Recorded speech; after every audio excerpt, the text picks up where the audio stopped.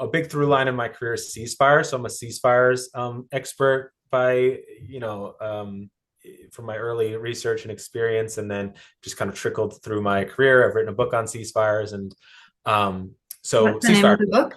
Just so that we know. it, it's called the Ceasefire Drafter's Handbook.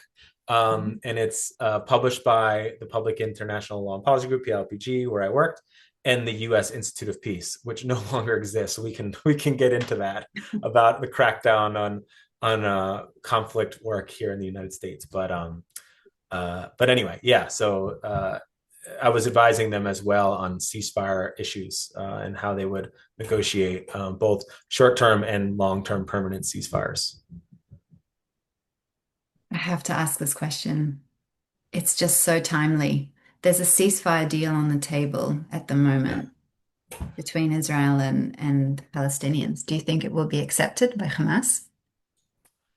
I don't know. I don't know. I mean, one of the benefits of being outside of government at this point is that, for better or worse, I don't have visibility on recent plans and things like that.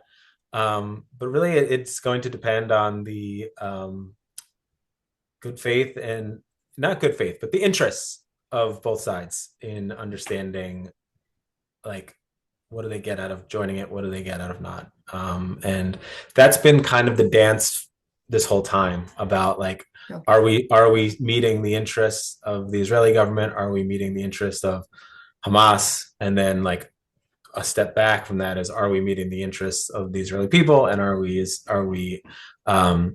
meeting the interests of the Palestinian people? Right. And so and those two things don't often align. And so we'll see. It's a 20-point plan, from what I've heard in the media, and it's all going to depend on that leverage, right?